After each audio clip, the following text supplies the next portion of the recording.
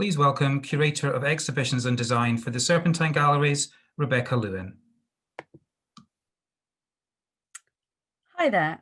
As Duncan said, my name is Rebecca and I work at the Serpentine Galleries. It's a huge pleasure to introduce the number of speakers that we have joining us this evening and to welcome you all to tonight's conversation. We've called it Retracing the Roots, and it's a conversation that asks what design, philosophy and art can do to affect long-term change in the face of ecological crisis. Special thanks first and foremost, and before I even begin to talk about what we're going to talk about, goes to Gail Richardson, who is making our closed captions happen as we're speaking, and to David Wolfenden and Rebecca Spencer, who are providing the BSL interpretation throughout. Thank you so much for joining us. So as I say, the title of this talk is Retracing the Roots, and we've taken it from the Serpentine podcast episode called Tracing the Roots, which first aired at the end of June as part of our Back to Earth series of podcasts. That episode asked, what does design look like when it begins from a position of ecological responsibility? What does designing with and for the non-human mean? Here and within tonight's talk, we're taking the opportunity to draw together some key ways of thinking and threads of research that have guided us at the Serpentine for many years, and which have emerged within many of our marathon events, the initiation of the General Ecology Programme, my research into ecological design, and our ongoing long-form project, Back to Earth. We wanted to hold this discussion for several reasons: to celebrate the reopening of Formafantasma's exhibition Cambio after its initial closure in March due to the pandemic, to introduce 2 of the 65 plus participants of the Back to Earth project, and to mention the initiation of the Synthetic Ecologies Lab, which is a part of our program that Hans Ulrich will speak about more in a moment. Cambio, therefore, to begin with, and at the beginning of that series of reasons why we're having this conversation, is an ongoing investigation conducted by design duo Formafantasma into the governance of the timber industry. The evolution of this form of commerce over time and its tentacular expansion across the globe has made it difficult to regulate. It grew out of the bioprospecting that took place throughout colonial territories during the 19th century, becoming one of the largest industries in the world, both in terms of the revenue it generates and the impact it has on the planet's biosphere. Back to Earth, meanwhile, is a new multi-year project that has invited over 60 leading artists, architects, poets, filmmakers, scientists, thinkers and designers to devise artist-led campaigns, protocols and initiatives responding to the environmental crisis with the support of partner organizations and networks. Interdisciplinary at its very core, Back to Earth will manifest throughout all of the gallery's programs, on-site, off-site and online, sharing its resources to amplify ongoing projects or campaigns or to develop new ones. Just a note of housekeeping. We're really excited to have you all be a part of this conversation, and I will be coming back onto your screens towards the end of the discussion to moderate some questions. As and when they come to you, or even just at the end, please type them into the Q&A function. So that's not the chat, but the Q&A function that should be at the bottom of your screens. We love to have your thoughts and we'll respond to as many of them as we can. And of course, last note, just to make you all aware that this is being recorded. So if any of you have to leave earlier than we are able to leave, you'll be able to find this recording on our channels very soon. Tonight's speakers are Simone Farasin from Formafantasma, Anab Jain of Superflux, and Manthia Diawara. I want to thank each of them for agreeing so generously to be a part of this discussion and to thank Hans Ulrich for leading it. I hope you all enjoy. I will be back to speak to you again right at the end. Over to you, Hans Ulrich.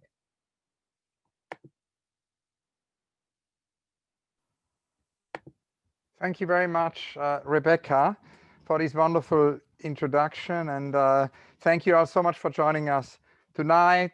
Bettina Korek, Rebecca, and I, and all our teams at the Serpentine are so happy that we have these wonderful guests and that you all join us today.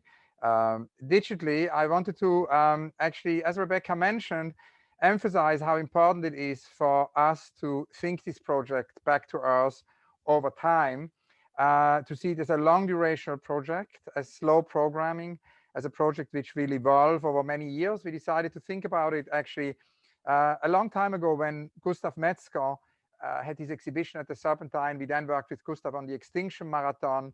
And Gustav is really at the origin of putting ecology at the center of what we do. So this is a tribute to remember the amazing Gustav Metzger.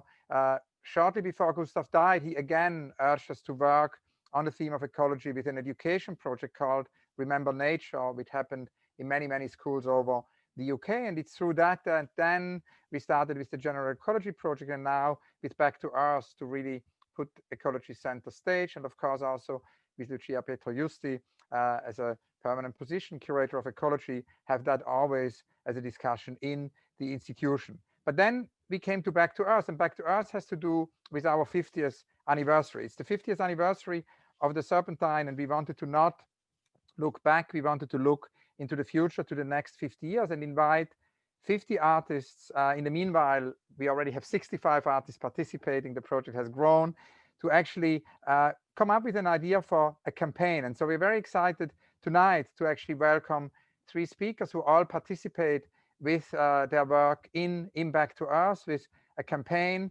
And it's a project which is very inspired by Roman Krajarnik, who wrote this extraordinary book, actually, which I wanted to show you here. It is called The Good Ancestor, How to Think Long Term. And it is a book which is really against the short-termism of our time. It's a book which makes us think about how we can bring in longer time horizons. Krajarnik talks about legacy mindset, about deep time humility, about intergenerational justice, about cathedral thinking, holistic forecasting, and a transcendent goal. And all of these are aspects actually of the questions we ask with Back to Earth. Today, we wanted to ask and address a few very specific questions of the project. I'm going to read them now. In the face of the ecological crisis, how can art, design, and philosophy affect long-term change? How can we do better by learning more about the systems that we are part of? And thirdly, how do we go about changing these systems and our own behaviors as a result? It's now my immense pleasure to introduce our first speakers tonight, Formafantasma. Formafantasma, as Rebecca already mentioned, of course, have the exhibition at the very moment. We started this exhibition to really kick off the year of Back to Earth at the Serpentine. The exhibition then, unfortunately, had to close soon after it opened. Cambio. Formafantasma, Andrea Trimarchi and Simone Faresin, an Italian design duo based in Amsterdam. Their interest in product design developed on the master course at Design Academy in Eindhoven, where they graduated in 2009. And since then, ever since then, for now more than a decade, the practice of Formafantasma has been characterized by experimental material investigations and research projects, which are long duration in nature. And so this is why we invited Formafantasma quite some time ago in this exhibition, which Rebecca talked about, to actually develop a research about timber. And yeah, we are very delighted to have Formafantasma with us. And maybe you can tell us a little bit more about Cambio and how it responds to these questions I read, and in a way also tell us about the new Cambio, because the show reopened after many months. Hello, everyone, and thank you for the introduction, both Rebecca and Ulrich. Cambio, for us, it was and it is an extremely important project because, as Ulrich, as you remember, since the beginning, we conceived it not really as, the end of a project, but really the beginning of something that indeed should be much more long-lasting. And as designers, we decided to focus on the timber industry because, we often, or traditionally, design has focused on the necessities and the needs of users. But it is also important to reflect and to investigate much more in depth, I think, the infrastructure upon which design perform. And Cambio is actually focusing on the governance of the timber industry, because one way of, I think, as designers to become much more aware and to develop much more an holistic perspective on our practice is actually engaging in understanding, the complexity and the ecological implication of, for instance, extracting, distributing refining and processing materials. And of course, timber is considered an extremely, and wood an extremely ecological material, and it is because, of course, when we talk about wood, we're not talking about an extractive form of material, because of course trees grows in forests. Nevertheless, there are also complex ethical questions that usually are not part of the design discipline. For instance, what it means to produce when we are engaging with living creatures, in this case, trees. And the exhibition tried to involve and make it, like as a group show, a conversation between various different practitioners. So one of the key roles and one of the key ways, I think, to develop much more holistic perspective and influence in a positive way design in the future is actually establishing conversation with practitioners which are generally not included in design conversation. And Cambio does so, for instance, including the exhibition, the voices of scientists, activists, NGOs, and even lawmakers, in the attempt to really understand, which are the more complex and even debatable implications of the extractions of timber from forests. I think one of the key things that design has to do, indeed, is consider time in its equation. What I mean with this is that sadly, the discipline has been narrowed down over the years into a form of styling, but design can participate in much more in-depth positive changes. And one of these is moving out from this very narrow-minded idea of what design is. And the show tries to, and attempt to do so, for instance, establishing collaboration with research centers such as the Tuning Institute, with whom we basically in the exhibition display forensic investigations on the reality of the materials we use daily to fight illegal logging, for instance. Or also, and I think that is a future where design can play a role, even in conversation with lawmakers and people that deals much more with directly with the establishing of policy making. And in the exhibition, for instance, we collaborated with Philip Pathberg, who is working at the VU University in Amsterdam, and he's looking into the how to develop policy making within the complexity of the Anthropocene. What design can do in this context is actually offering, for instance, in the case of Philip, a tool which is very typical of design, so the speculative way of thinking, to develop scenarios that we exhibit in the show on how governance can be, of forests can be done on very different levels. For instance, with him, we came up with scenarios of how to create governance on a national level, on a transnational level, and on a much more on an extreme level, thinking about, for instance, how to possibly give rights to trees, which we know is a conversation, the one of giving rights to non-humans that is going on since a long time, at least since the 70s. So Cambio really attempts to broaden the scope of design and also to embrace its responsibilities.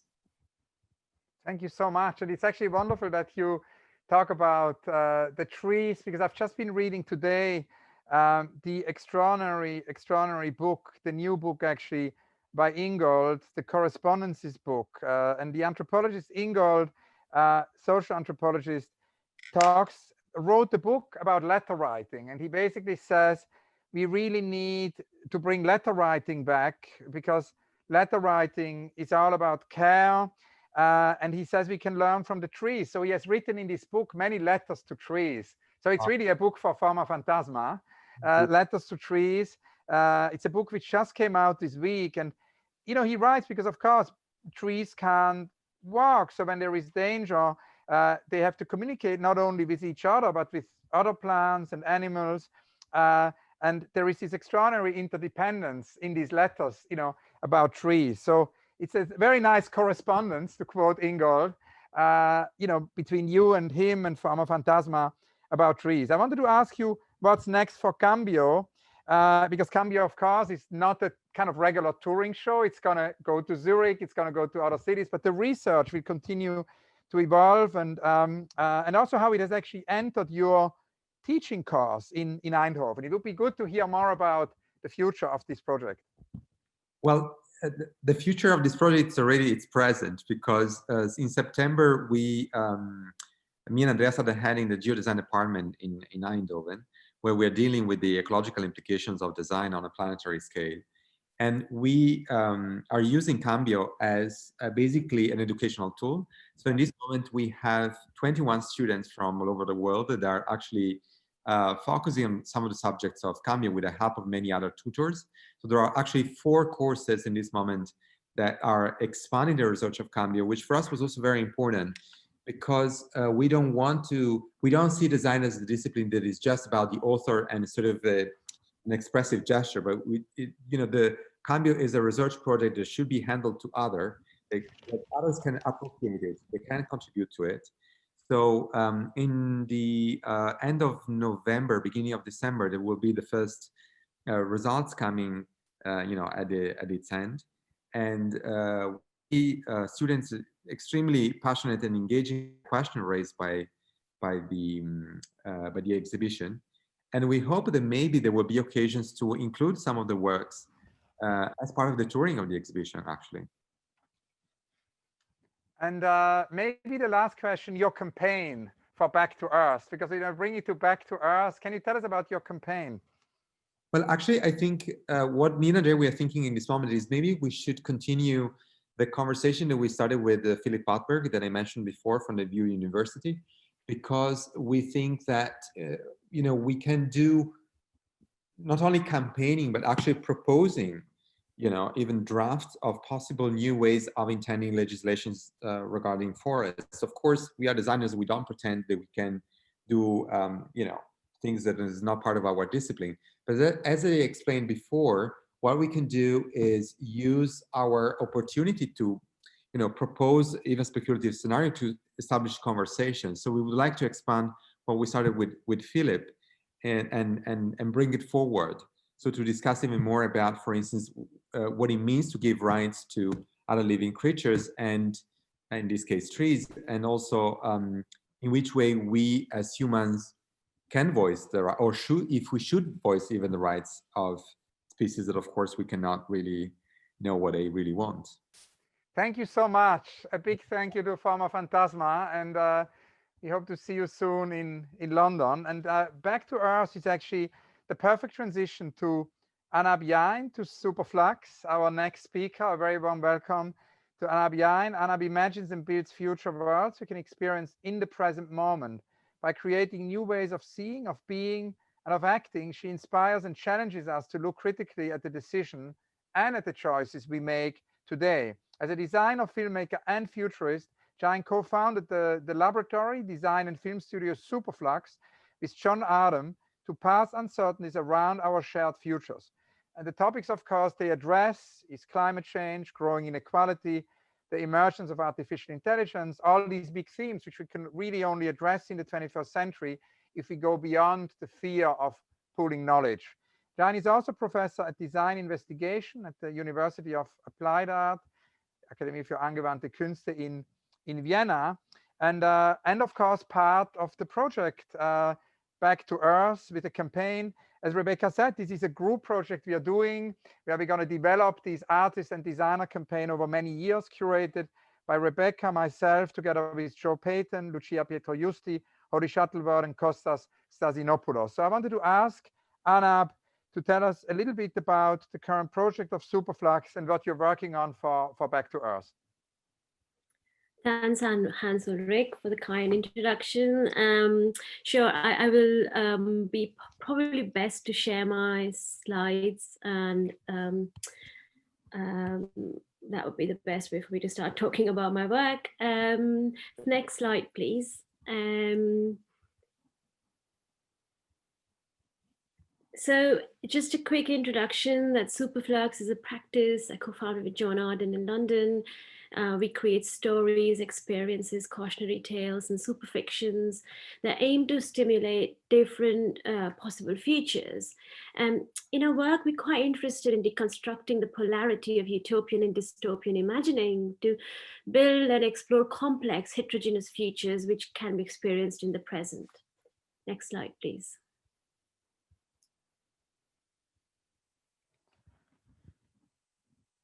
Next, please. Yeah. So this is a short clip from a film. This is actually one of our recent projects. It's documenting one of our very recent, sorry, it's the previous slide, the video of the previous slide, please. It's a project called Mitigation of Shock, where we attempted to make the size and complexity of what Tim Morton calls a hyperobject, like climate change, more tangible, relatable, and specific. We built this entire apartment from a future of London, which has been drastically adapted for living with the consequences of climate change, and invited people to visit it, a home with all its seemingly familiar comforts and trappings, but also deeply unsettling and yet strangely hopeful.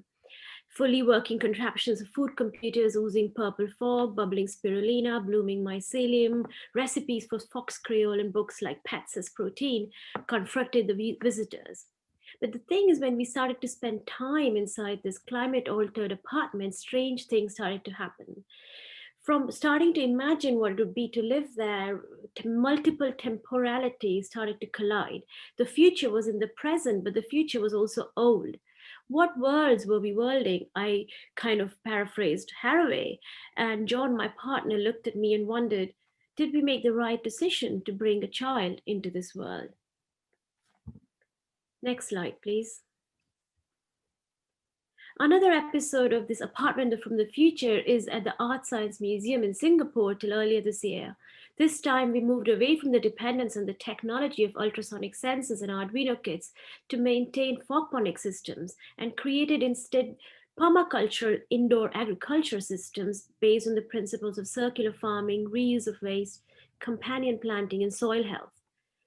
The idea was to make the home more of a multi-species microcosm rather than growing systems on the periphery. What would it mean to live through and with them? Next slide, please. We also meticulously handcrafted tools for gathering, capturing, snaring, and growing food. These are spears made from whittled bamboo, plastic waste, and discarded Arduino circuit boards that we salvaged from the first version of the Mitigation of Shock. These kinds of repurposed electronics, the detritus of the Anthropocene, finds a new ritualistic purpose in this future. Next slide, please. Looking out, you can see a different, very wet and very humid Singapore. While extreme weather conditions, economic uncertainty, and broken supply chains have changed the world as we know it, it was the sheer ingenuity of the inhabitants, the tools, artifacts, plants, which show a new way of living in extreme adaptation taken to prosper in a post-climate change future. It became clear to visitors that the conditions of progress that define us currently did not exist in this future. Next slide, please. Mitigation of shock gave birth to new relationships for us as we moved from just growing things to making things that grow. Of course, foresters grow trees and farmers grow wheat, but within our world of design, the focus on the product or the artifact has most often been the embodiment of an outcome. But instead here, we were focusing on the organism rather than the artifact. By suspending pots with seeds in basins of nutrient fog, we saw how roots were born, how they formed and grew into these delicate ecologies, how they transformed and died. Next slide, please.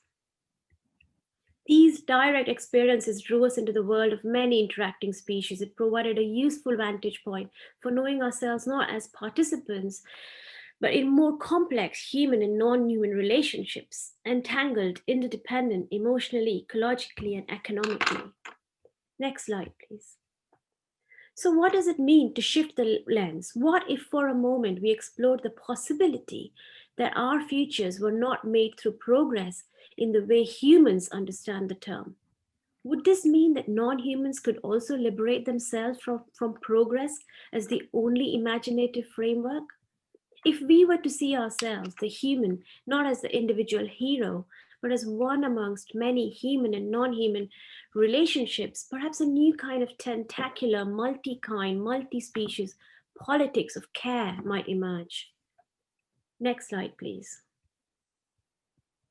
A politics that gives us a new kind of relational agency to help us imagine alternatives for living with and through global warming. a politics which gives us an opportunity to invent new practices of more than human care, humility, imagination, interdependence, resistance, revolt, repair, and mourning. Next, please. This is my quick attempt at the more than human politics manifesto of sorts, a field guide, an A-B list that moves us from human to more than human politics, from systems to assemblages, from notes to knots, from Anna Singh, or from extinction to precarity, where we understand life is precarious and its interdependency through the care of others. From innovation to resurgence, from Anthropocene to what Kim Stanley Robinson might call the dithering, a state of indecisive agitation, is perhaps more suited to where we are today. Next, please. Our new works currently in progress are exploring these directions where the human conceit is not the only plan for making worlds. What sorts of worlds and world-making projects emerge from our entanglement with other species, from our intentional, practical activities? Next, please. How might such activities invite us to look around rather than ahead? What might human and non-human collaborative living truly look like? What possibilities might emerge? Next, please. Because as Lisa Stevenson says, sometimes it's the truth of the possible as opposed to the truth of the actual that needs to be conveyed. Thank you. Thank you very, very much. Now, as discussed, Back to Earth, of course, it's both a program about change at the Serpentine, but it is at the same time also a catalyst for change, which is why we invited artists, designers to do these campaigns. Can you tell us a little bit about your idea for Back to Earth and the next 50 years? Sure. It's still very much a work in progress, but we are exploring what it would mean to imagine non-human protests from a non-human point of view. So there was this really interesting graphic that was in Donna Haraway's book, Staying with the Trouble, where it's talking about octopi who have these, the invertebrates revolt, and, you know, saying we are the 97%. And we're really inspired by the idea of trying to really de-anthropocentrize our own perspectives and explore what those other alternate world-making projects might look like. Wonderful. Thank you so much. A last question for you. There's been a shift in your work lately, actually, from speculative futures towards mythopoetics. And you have talked about the need for the creation of a new vocabulary and imagery. We could see that transition also in a wonderful slideshow you presented. Can you explain a little bit more about this shift? And maybe explain also why these tools are so important as a way of responding to the climate emergency? That's a really good question. I suppose what we're trying to explore in our work is that there need to be many multiple narratives and ways of exploring the possibility space. So speculation and, you know, exploring the potential of a future through speculation is one possibility. But when we talk about mythopoetics, we are interested in exploring it through a different kind of poetry, through different kind of story building and narrative exercises. So I suppose these different genres, or, you know, sort of genre defying ideas of possibility space is what we are interested in, because at the heart of it is our kind of interest in really foregrounding ecological, human and non-human interdependence as perhaps one of the most important ways to kind of plot these beacons of hope to help us navigate the climate crisis. Thank you so much, Anab, and thank you so much to Superflux. We look immensely forward to this collaboration, and see you soon. It's now my immense pleasure to introduce our next speaker, Manthia Diawara, who is a writer, a filmmaker, a cultural theorist, a scholar, and an art historian. Manthia holds the title of university professor at NYU, where he's also director of the Institute of African American Affairs. Manthia was born in Bamako, Mali, and received his education in France, and received then a PhD from Indiana University. His list of publications is very, very long of books. And Mantia has also contributed significantly to the study of Black film. In '92, the Indiana University Press published his African Cinema, Politics and Culture. In '93, Routledge published a volume Mantia edited titled Black American Cinema, a filmmaker himself. Mantia has written and directed, and that's the most important thing for tonight. It's Mantia's own artwork, it's his own films. We met actually with Mantia on the occasion of Édouard Glissant's 80th anniversary. I will never forget that. We were in Paris, and it was Édouard's 80th anniversary. And Édouard really, towards the end of this evening, made it a point that Mantia and I had to meet, and how urgent it would be that it would be a collaboration. And ever since, we have collaborated on many projects, most recently an exhibition actually with Asad Raza on Édouard Glissant. Mantia, of course, one of his many films is the extraordinary film of a sea crossing with Édouard Glissant. Today, we're going to talk about another film. We're going to talk about Mantia's film, about your film for Back to Earth. This project we're doing at the Serpentine, which is both a program about change and a catalyst for change. Mantia is developing a film where he's connecting local economies in Yene, Senegal, with also philosophical approaches to climate change, drawn actually from Édouard Glissant. Mantia, it will be wonderful to hear more about this project. Thank you, Ulrich. That's why I always call you a mon frère, because of that meeting with Glissant the new morning. Excuse me. Yes, I want to start with the title of the project. So if you can just start with that slide there. Back to the roots. I've been in the US for, could you now run the slides if you can? I've been in the US for 40 years and came back to Africa looking for a home. But as you know, Édouard Glissant said that return is always a detour. You know, whereas, you know, return is like going back home and after 40 years and retrieving home exactly the way it was when you left it. Klissan said, no, it's a detour, and detours are always contaminated. Detours are errantries. Detours are ruses. And of course, the Maroons used detours in the jungles in the Caribbean. This is why Klissan was very interested in detour as opposed to return. So I came, didn't return to Mali. I came to Senegal looking for a home, and bought a home that I really love. You know, it's the house of the artist Souleymane Keita, who passed a few years past. So basically, with this beautiful home, suddenly I began to see all kind of rubbish thrown on the beach by the ocean. And what is more important about this is that nature began to speak to me. It began to speak to me. I began to rediscover nature in a way. I began to rediscover my childhood in nature. The ponds that I used to swim in when I visited the village from Bamako to my parents' village, I began to discover things, and they were almost like dreams.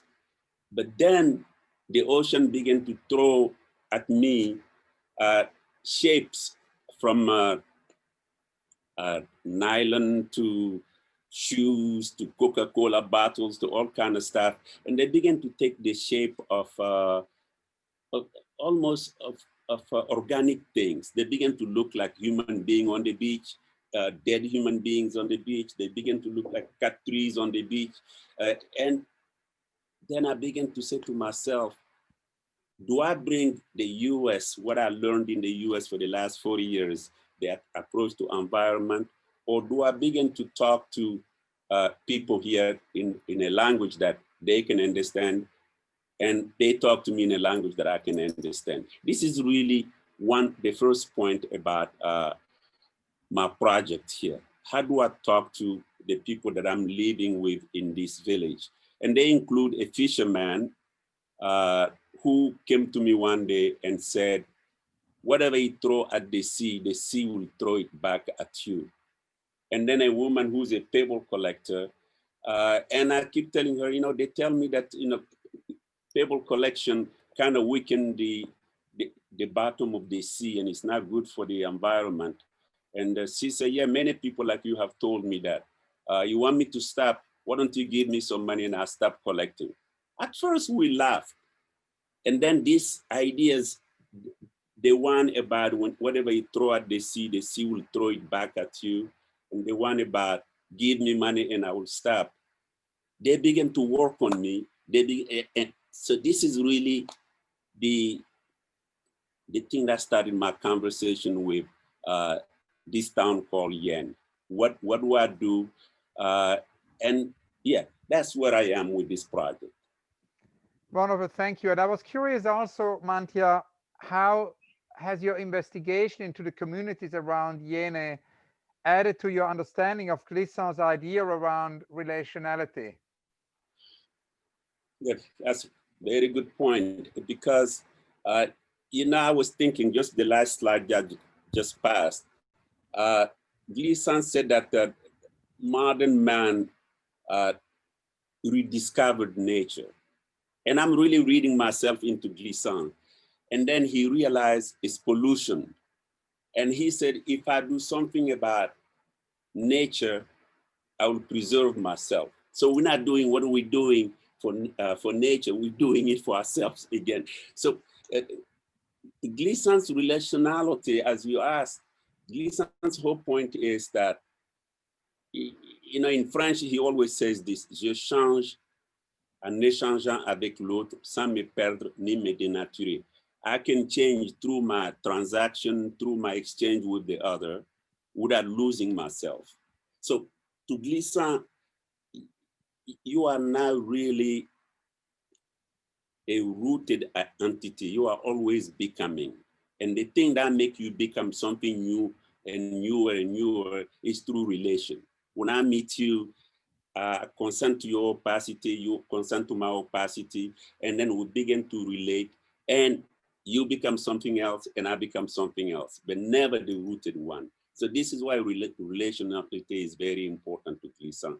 He's using this, I mean, this, but he's using this to address two things. On the one hand, identity politics in the US, communitarianism.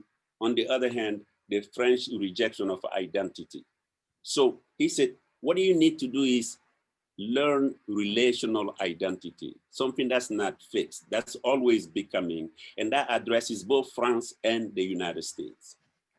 Now also Glissant, of course, has been active as a poet, as a philosopher, as a public intellectual, and but he's also been always involved with the production of reality. He was a member of the resistance in terms of Martinique's independence, close to Fanon, and then founded an institute with the Institut Martiniquais d'Études. And he then, as we both were so connected to him about that, he then wanted to build a museum which would not only point at urgencies, but actually also find ways to respond to the urgencies in the world. And that idea of production of reality is, of course, very much at the center also of Back to Earth, when we have these artists campaigns. So I wanted to ask you, before we then open it to all the others, as a last question, if you could tell us, I mean, it's early days, in a similar way as for, I think, all the participants, it's early days of their campaign, but how you imagine actually your film to then lead to a campaign and to the production of reality? Well, Glissant always said that, whether you're looking at economic terrorism, artistic terrorism, or any form of terrorism, the only way you can change it is through the changing of the imaginaries. Again, I know the difficulty between the English imagination, whereas in French, you can have imagination and l'imaginaire. So Glissant said you can only change people's imaginary. And you can't just go to Hans Ulrich and say, I want to change your imaginary. It's not that. It's just that you do art. When you do art, and then one day Hans Ulrich suddenly has seen something at Serpentine and 10 years later or 2 days later, he will remember it and it will change his quotidian practice. And then he'll be obsessed with that idea. So you change the imaginary was the most important. Now, in this village here, I'm now working with the fisherman and the pebble collector. And I've been seeing them for the last 10 years, by the way, just didn't start now. It's just that I have this opportunity to make a film on them because they have been changing me and I have been changing them. And what I become, I don't even know. And what they will become, I'm not sure they know, because first they were laughing at me, this Malian American coming to Senegal, so they were looking at me like that. And sometimes they even call me Tubab, which means white man. And then we have joking relationship. I call them different names.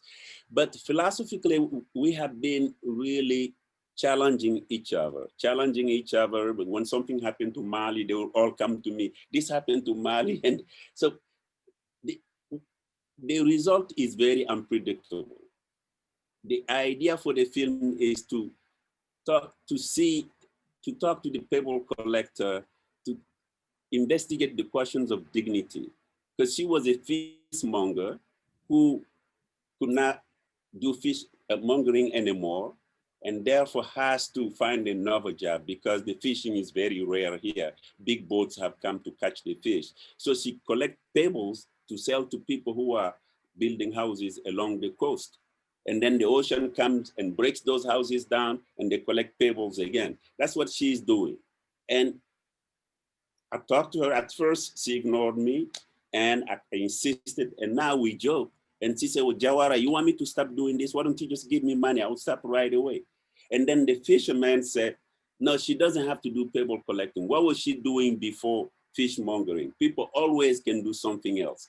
So how do we change each other? Either the fisherman changing her or me changing her, or she changing me, or she changing the fisherman. That's what we're talking about. And the result is really unpredictable. Thank you so much. And I think it's the moment now to open it up to the group. So I wanted to ask all the three speakers how important it is for you to take your specialist knowledge or expertise to other specialists working in different arenas of thought.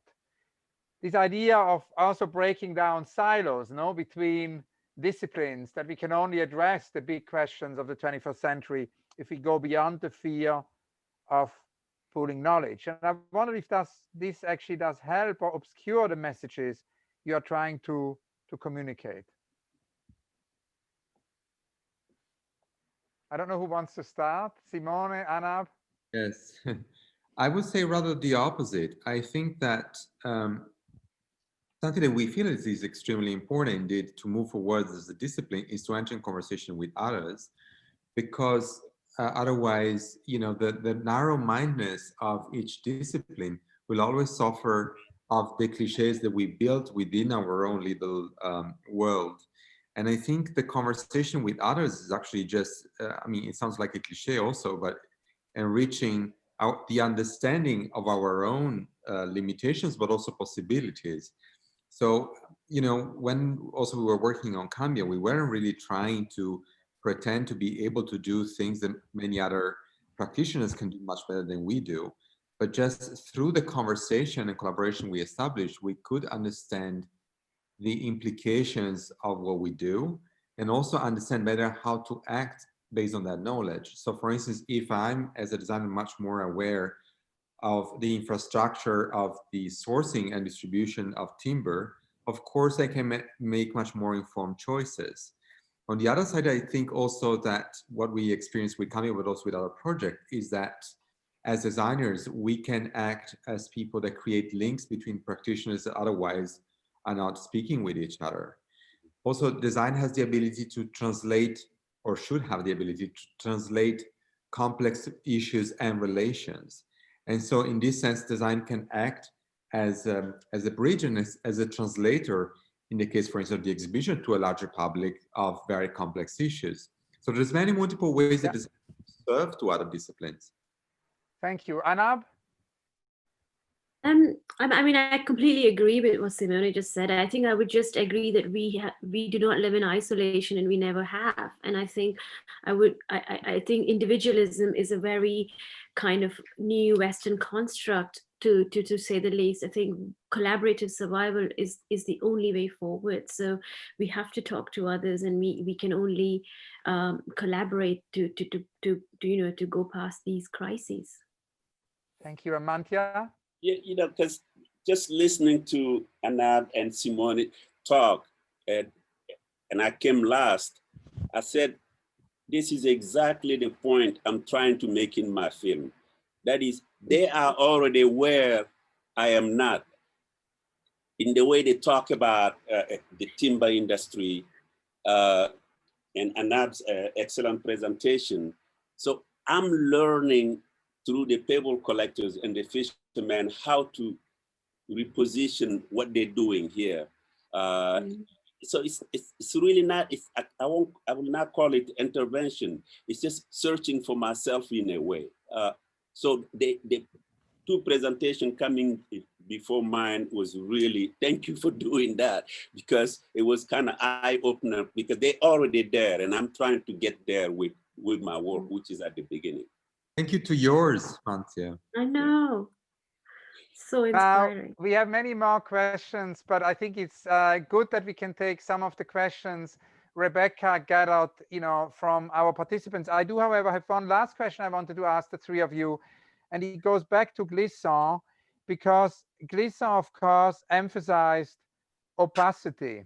And I wanted to ask the three of you, what role does not understanding have in your fields of design, of art, of philosophy, of education? Well, to me, it's very not understanding. It's very much connected to curiosity. When I don't understand something, I spend much more time in trying to understand it. And it might be that the path to understand that subject that I have to feel that I don't understand, it will never lead me to understand that thing, but I will understand many others in the process. And that's what leads our practice forward, actually. Thank you. And Anab?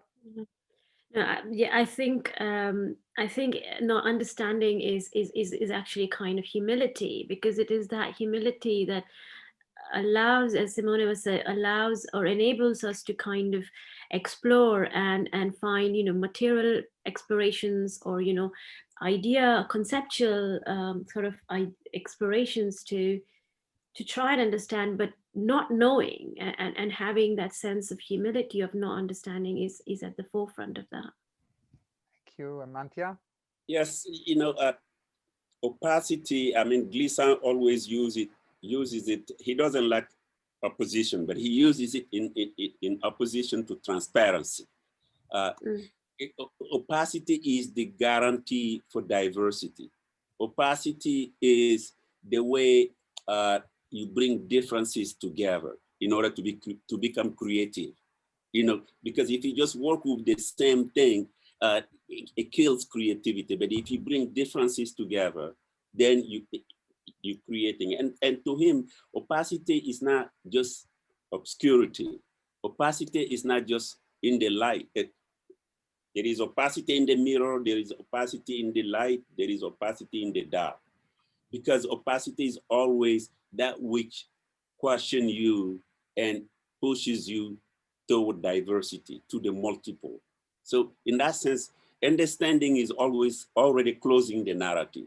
If you understand, I understand you, I own you. Whereas if I don't understand you, then I approach you trembling. I approach you quivering. I approach you saying, I consent to your opacity and you consent to my opacity. Let's create something. Let's move on to a newer space. And that newer space is really what creativity comes. Oh, wonderful. So much, Mantia, Anab, Simone, and now Rebecca will continue the questions. Yes, because that was wonderful. Thank you all so much. And thank you to everyone who's already sent a question. They're still coming in, so I'm going to try and get through them. So the first was a comment from Christopher, who lives in Barreiro, Portugal, in the South Bay of Lisbon. He says, it's post-industrial and redeveloping. I'm looking for suggested strategies through which artists and designers can engage with legislators, politicians, and the public to influence green development and spark imagination.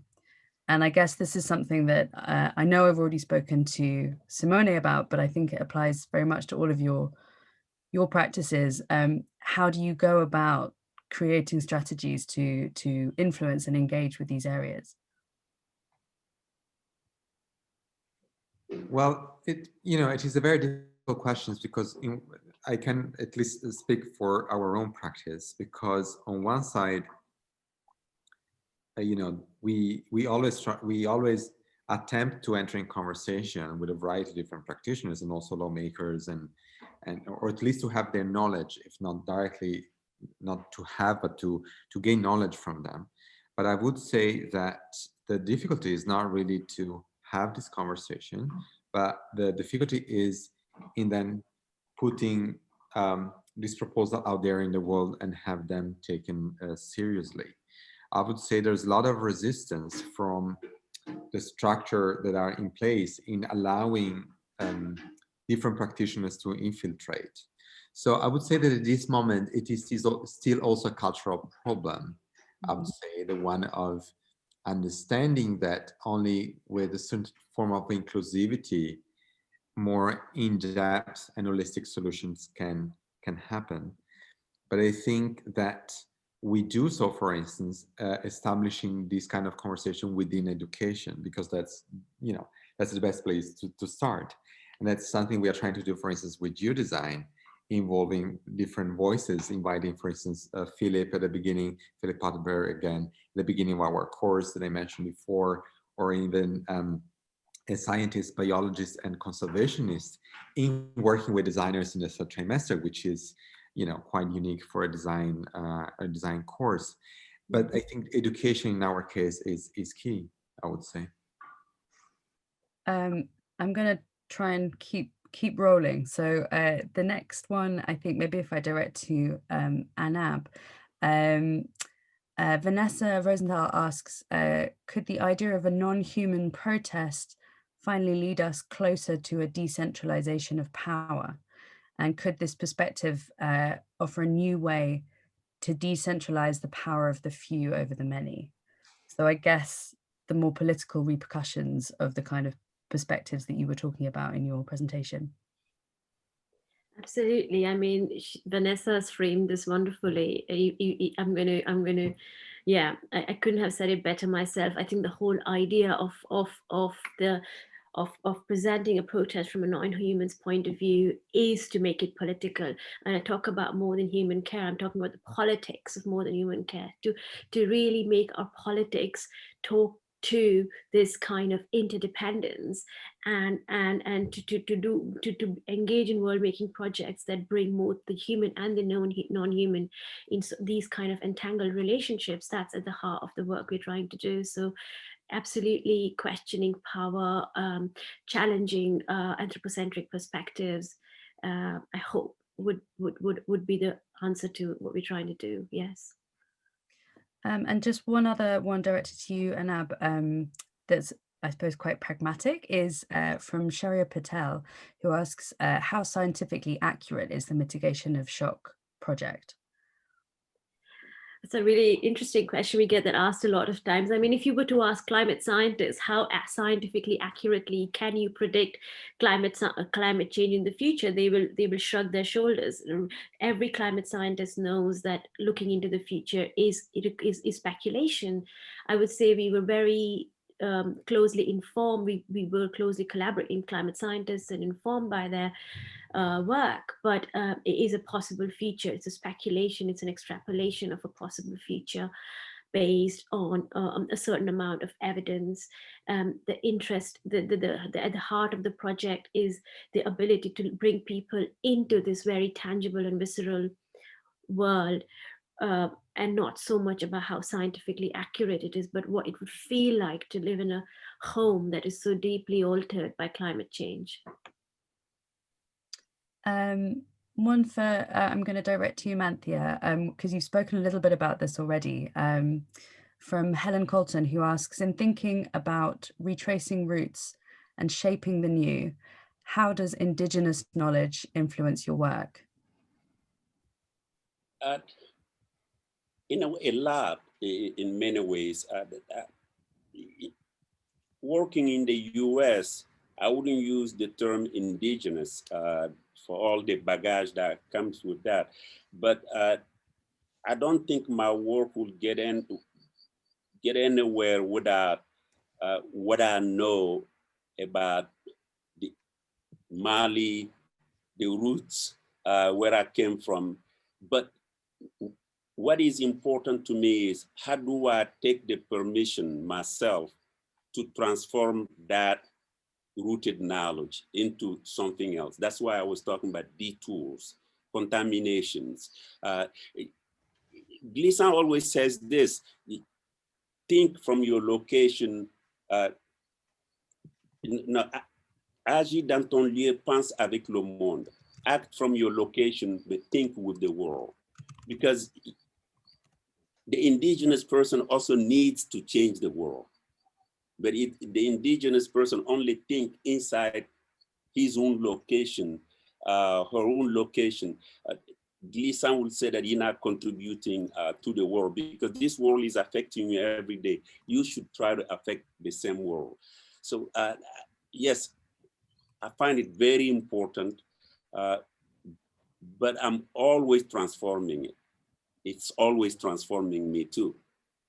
It's fascinating because I actually wonder if that's what Bernard Stiegler meant when, you know, we had a marathon with Bernard Stiegler about 2 years ago, and he ended it by saying, "Comment être local sans être localiste." That's right. That's it. Yes. Yeah. I have two left, but they're both really big. Let's see how far we get with them. And this is really to everyone. How do you think utopia manifests in the present? I think something that Hans-Ulrich mentioned before was this idea of reaching out to reality in the process of enacting the research and the work that you will do, and that being really at the heart of our Back to Earth project. You may feel very specifically about the use of the word utopia, but I also want to hear about that. Who wants to start? I mean, I can talk very quickly about when anybody mentions the word utopia, I'm reminded about Ursula Le Guin's little short story called The Ones Who Walk Away from Umelas.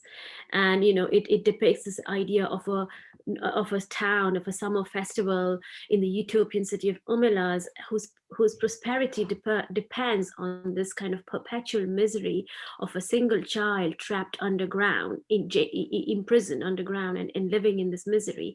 And the people can only be happy if the child suffers. And everybody knows the child is suffering, but they are happy because they know that their happiness will go away if the child stops suffering. And it's the point there is she's trying to make is there is no such thing as utopia. The project of utopia is a project in trying to understand how, for me, ways in which we can and find hope and explore hope. But there will always there are no real utopias. History has shown us that the utopian visions have resulted in deep catastrophe. So I'm slightly hesitant to use that word. I have a different position in the sense that I'm not really sure how utopia manifests, you know, in the present. I think there are different utopias probably manifesting constantly. What I'm interested in the idea of utopia is the fact that generally, you know, by definition, utopia cannot be realized.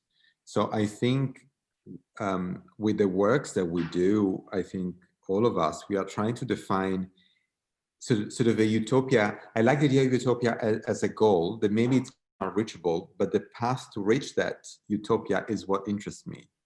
So whatever we do, even I would say, but also when I was listening to the presentation of Anab and posing the question, for instance, how can we become in our work less anthropocentric? Well, I would say that's also a form of utopia, because of course we are human, and you know, we will always be and having a very anthropocentric position. But the question of and trying reaching that utopia of being less anthropocentric is what is interesting, you know, and what will lead us forward in a positive way. So I would say in that respect, I'm interested in the idea of utopia. But I don't know how it manifests in the present. Right. Manthia? Yes, it sent me back thinking about the chart that Anab showed, where you have certainties on one side and then ideal. I'm actually grossly paraphrasing it, but Klissan does the same thing. Klissan basically is inviting us to come into consciousness of what he calls tout monde, one world. And this one world is coming to change continental thinking that is fixed, that's certain, that's rational, that's transparent, that's just unique. So once we come into consciousness of that larger totality, which is larger than Europe, because Europe is the one that started, Eurocentrism started a totality, but the world is connected and interdependent now. So Klissan is asking us to create solidarity between these new totalities that were not supposed to communicate. I came from Mali.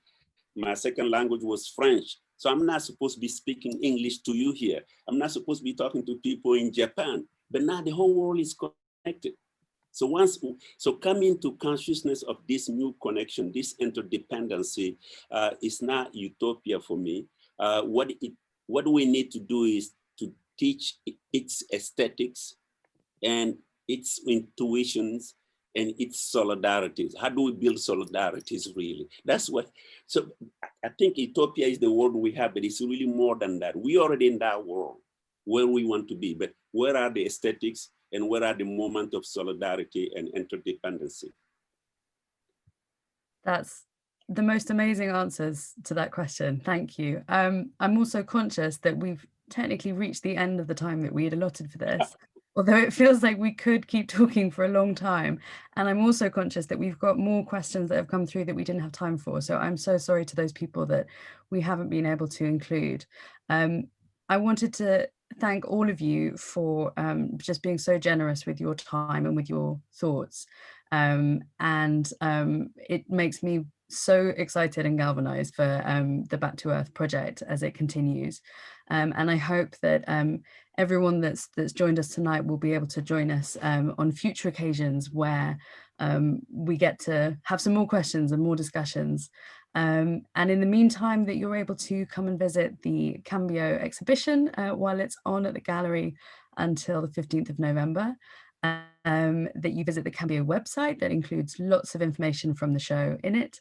And of course, do listen to the podcast that inspired this talk that we brought out in June, which you can find on the website. That's going to be it from me, but I'm going to hand over to Ulrich to say good night to everyone officially. Thank you so much, Rebecca. Thanks to you. Thank you so much to Anab, to Mantia, to Simone. Thanks to all of you for listening, for joining, for your wonderful questions. And indeed, we should continue this conversation. So let's do chapter 2 very soon.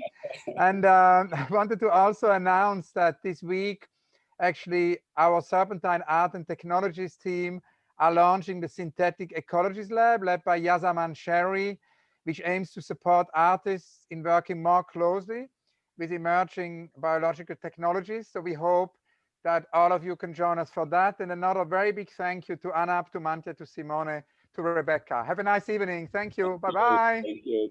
Bye. Bye.